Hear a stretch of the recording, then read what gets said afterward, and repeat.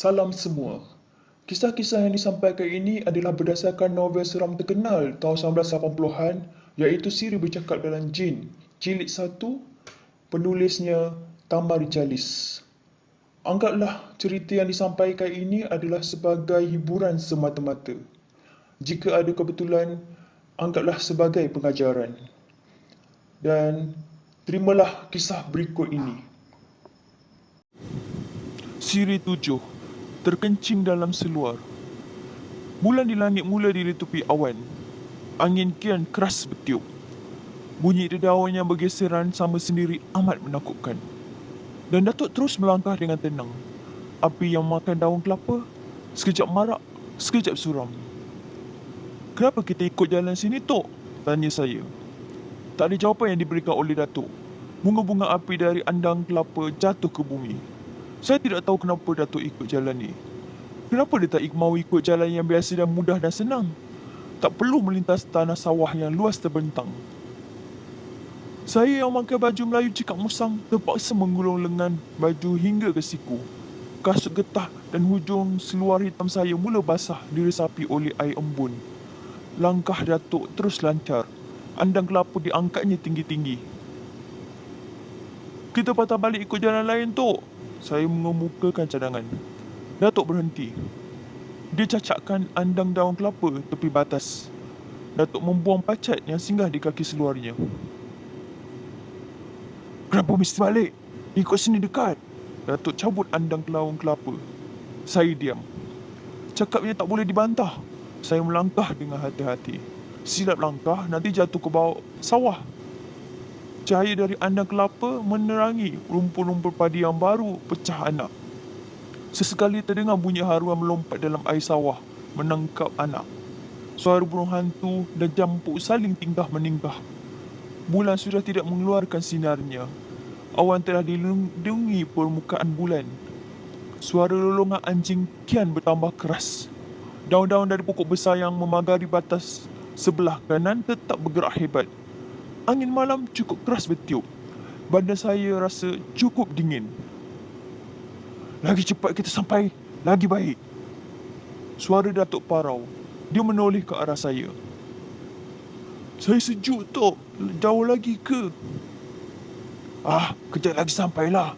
Sekarang kau jalan dulu. Biar aku ikut kau dari belakang." Itu perintah Datuk. Badan saya jadi menggeletar. Macam-macam perkara buruk datang dalam hati saya. "Tok jalan dulu. Saya tak tahu jalan." Saya berdalih. "Kau tak tahu atau kau takut?" Datuk ketawa. Dia memaksa saya jalan dulu. Saya tak ada pilihan lain. Saya menurut perintahnya. Saya dan Datuk sampai di sebuah tali air. Dia menyuruh saya ke belakang. Lama juga dia berhenti di tepi tali air itu sambil merenung pada air yang mengalir. "Jalan ke depan lagi. Di sana ada titi, tak payah kita lompat," ucap Datuk dengan tenang. Kami mara ke depan, berhenti di bawah pokok mempelam telur yang berdaun lebat. Cakap Datuk memang tepat. Di pangkal pokok mempelam telur terdapat titi batang pinang. Kami menyeberang dengan selamat. Dari situ kami mendaki bukit kecil yang penuh dengan pokok pisang hutan. Selesai mendaki bukit itu, kami berhadapan dengan sebatang jalan tanah merah yang lebarnya kira-kira 2 kaki. "Ikut jalan sini ke utara," ujar Datuk sambil meraba ulu-ulu peraknya. Saya anggukkan kepala 2-3 kali. Berjalanlah saya dengan Datuk. Suara burung hantu terus menyumbat lubang telinga. Kami melintasi sebuah tanah perkuburan. Dari sinar api andang daun kelapa itu, saya melihat batu-batu nisan terpacak dengan gagahnya. Suara burung hantu kian kuat. Bunyi salakan anjing kian dekat terdengar. Pokok-pokok puding dan pokok-pokok kecil lain yang berhampiran dengan tanah kubur, saya lihat bergerak-gerak, bagaikan ada benda yang menggoncangnya. Awan tebal yang melindungi bulan mula beredar, dan sinar bulan mula menerangi sebahagian dari jalan yang kami lalui. Tiba-tiba, awan tebal datang kembali menutup bulan, dan andang kelapa yang saya bawa pun padam. Datuk berhenti. Dia membakar andang kelapa yang baru. Memang Datuk membawa 2-3 andang daun kelapa untuk digunakan dalam satu-satu keadaan tertentu. "Jalan cepat sikit. Aku rasa tak berapa sedap hati di sini." Datuk menyuarakan hatinya. Saya diam. "Langkah panjang sikit," tambah Datuk lagi. Saya hanya boleh anggukkan kepala saja. Tak lebih dari itu. Angin malam yang bertiup menjatuhkan daun tua dan ranting-ranting. Berderap bunyinya, bagaikan orang mematahkan kayu kering. Saya mula terasa cemas, tapi saya tidak menyatakan hal pada Datuk. Saya dan Datuk berjalan dan terus berjalan. Matlamat kami hanya mahu sampai ke rumah secepat mungkin. Barangkali Anjang Berdolah sudah bersedia muka-muka mintu menanti kedatangan kami. Agaknya Anjang Berdolah sudah menyediakan semua barang yang digunakannya untuk kami, fikir saya dalam hati. Tanah perkuburan tua agak jauh kami tinggalkan. Dada saya terasa lapang, tapi batin saya terus menyumpah seranah. Suara burung hantu yang seakan-akan mengikuti langkah kami. Datuk berhenti berjalan. "Siapa tu?" Suaranya perlahan. Saya merenung ke depan. Saya terpandang benda putih berjalan terhincut-hincut di depan Datuk dan saya.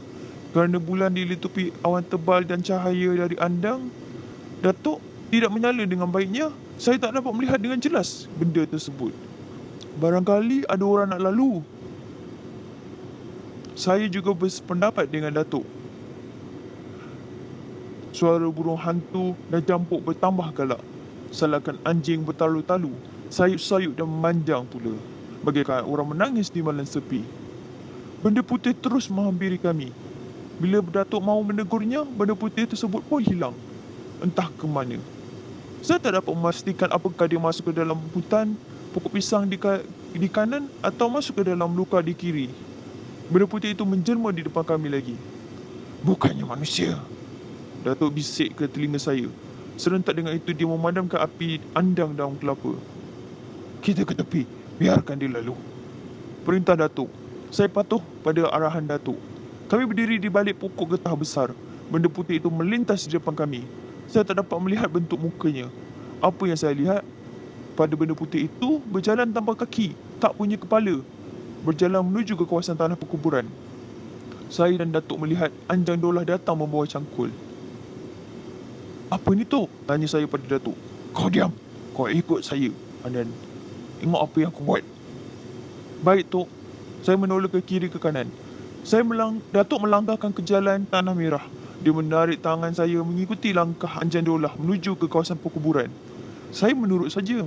2-3 kali saya tersungkur kerana tersepak batu-batu nisan. Datuk berhenti. Saya mendongak ke langit.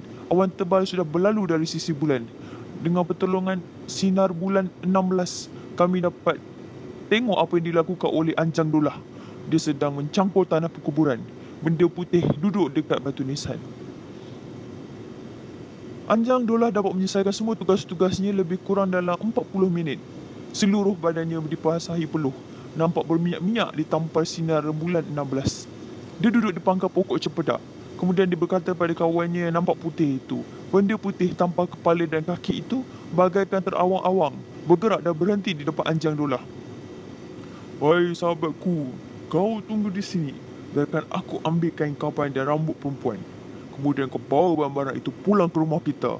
Kau tunggu aku di sana. Aku tak boleh balik bersama kerana banyak kerja yang aku mahu selesaikan." Itulah dicakapkan Anjang Berdolah kepada sahabatnya.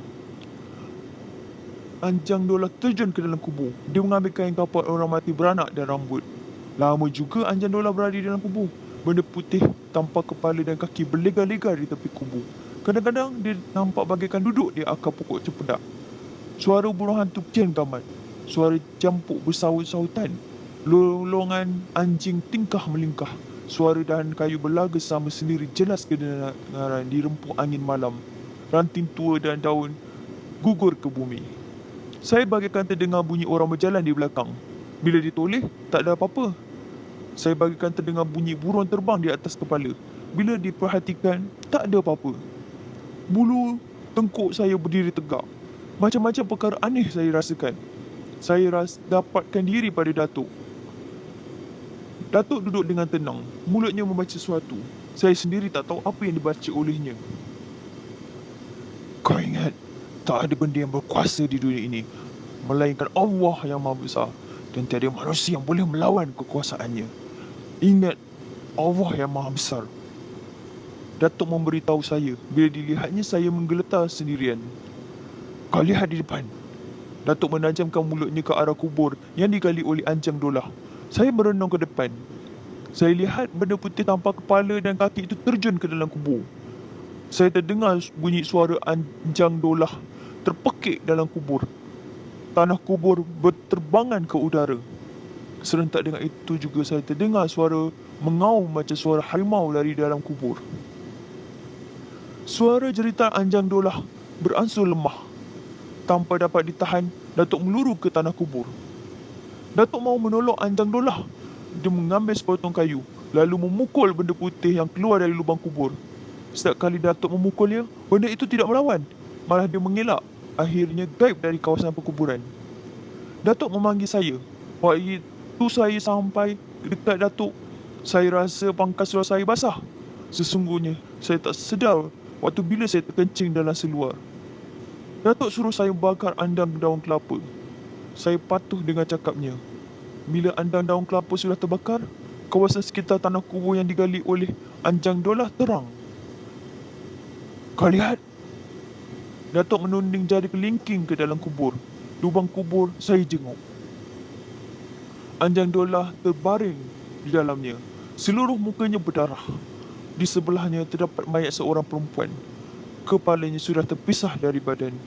Kain kafannya sudah koyak dan berdarah. Perbuatan yang dikutuk oleh Allah. Perbuatan yang sesat yang terpisah dari ajaran agama. Cuma orang yang tidak beriman dan tidak percayakan Allah sahaja yang berani buat kerja sial ni. Datuk merungut panjang. Saya renung muka Datuk. Wajahnya penuh kesal. Memang, di luar dugaan Datuk, bahawa pawang anjang dolah boleh membuat kerja yang tidak direlakan dalam agama Islam. Apa yang patut kita buat, Tok?